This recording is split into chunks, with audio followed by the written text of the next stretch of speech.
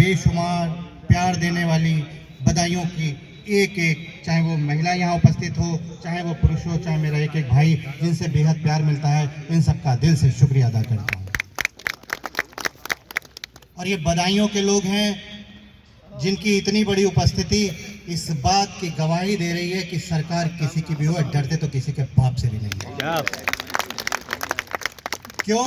क्योंकि तौकीर भाई आपको बता देना चाहता हूं, ये बधाइयों है न दिल्ली की सरकार न लखनऊ की सरकार, ये तो हर बार बदलती हैं। आधा किलोमीटर दूर बैठे हुए हैं, यहीं पर है छोटी सरकार और यहीं पर है बड़ी सरकार। तो जिनकी सरकार कभी जाने वाली नहीं, वो वक्त की किसी सरकार से डरने वाले नहीं। सही कह रहा हूं ना? बिल्कुल सही, बिल्कुल सही। तो जिनकी सरकार कभी जाने वाली नहीं, वो किसी के बाप से डरने वाले नहीं मेरे भाई मेरे साथियों। और कांग्रेस एक माँ की तरह है और हम देश के जितने लोग हैं उसने हम सबको अपने बेटों की तरह माना है, अपनी औलाद की तरह माना है। क्यों? क्योंकि वो खिप छपाई में विश्वास यकीदा नहीं करते, वो हम सबके दुख और दर्द को बांटने में यकीदा रखते हैं।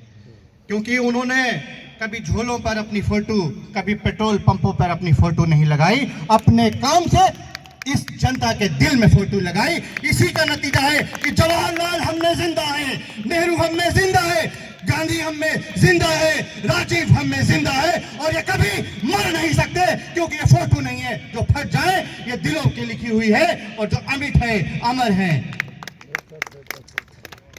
ये इसलिए कांग्रेस, क्योंकि कांग्रेस को जब जरूरत हमारी पड़ती है तो हमने कभी उसका साथ दिया या न दिया, कांग्रेस ने इसका कभी मलाल नहीं दिया।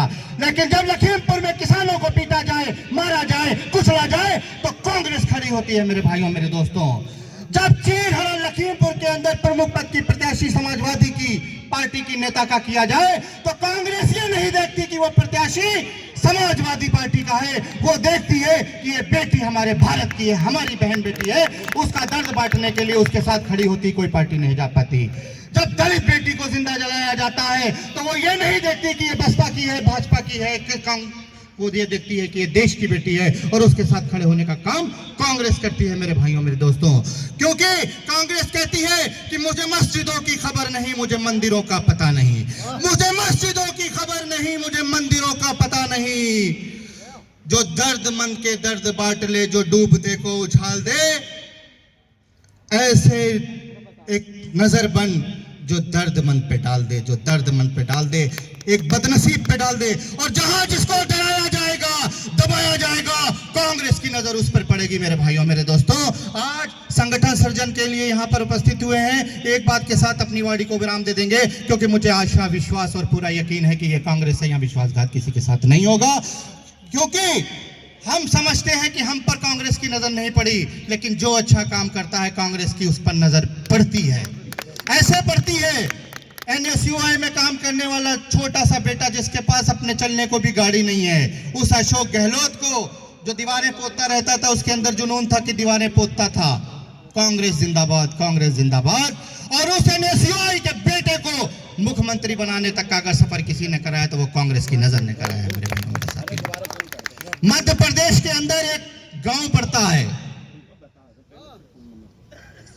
और उस गांव में एक बार क्या हुआ कि बूथ पर एक भी वोट किसी और पार्टी का नहीं पड़ा, सारे के सारे कांग्रेस के निकले। तो जब ये माजरा सामने आया तो ढूंढा गया कि वो कौन है, तो पता चला वहां का एक प्रधान है जिसके, और वो पटेल समाज का था, कि वो एक प्रधान है, सारे लोग उसकी बात मानते हैं। वो कभी किसी गांधी से नहीं मिला था, राजीव गांधी से नहीं मिला था, इंदिरा गांधी जी से नहीं मिला था, खुद कांग्रेस ने उसको ढूंढा और उसको विधानसभा तक का सफर कराया मेरे भाइयों मेरे दोस्तों। क्योंकि जो कांग्रेस के लिए काम करता है, कांग्रेस की नजर उसको देखती है, फिर वो नजर चाहे तो तौकीर आलम जी की हो, चाहे ओमवीर भाई की हो, किसी नजर से भी देखे वो दिखेगी दिखेगी दिखेगी, और जो काम करेगा वो आगे बढ़ेगा, और जब वो आगे बढ़ेगा तो कांग्रेस आगे बढ़ेगी मेरे भाइयों मेरे साथियों। और पूरा आप लोगों को इस बात का यकीन दिलाता हूं कि किसी के साथ नाइंसाफी नहीं होने दी जाएगी। जिसने काम किया है वो आगे जरूर बढ़ेगा और किसी के हक के दबाया नहीं जाएगा। और अभी हमारे यूनुस भाई ने एक बात कही थी, वो बात बहुत अच्छी कही थी, जो सभासद भी हैं और नगर अध्यक्ष इस्लाम नगर भी हैं, क्योंकि जब हम लोगों के काम नहीं आएंगे तो लोग हमारे साथ क्यों आएंगे। तो जब जिसकी ज़रूरत पड़े तो हमारा फ़र्ज़ भी है और वक्त की ज़रूरत भी है कि उसकी एक आवाज़ पर हम सब उसके साथ खड़े हो जाएं। फिर हमें ये नहीं देखना चाहिए कि वो आवाज़ किसकी है, उसका पद क्या है, उसका कद क्या है।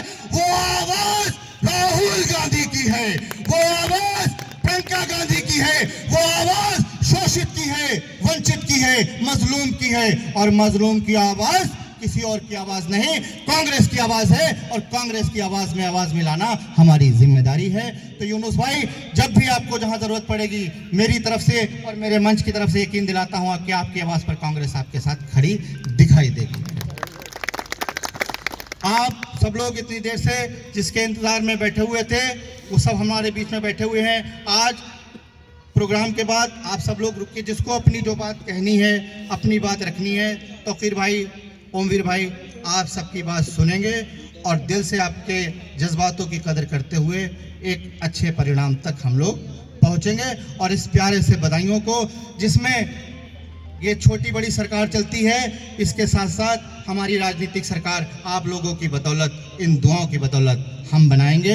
एक अच्छा संगठन उसके लिए बनाना पड़ेगा, जिसके लिए हम सब लोग तैयार हैं। जय हिंद, जय भारत, इंकलाब जिंदाबाद। बहुत बहुत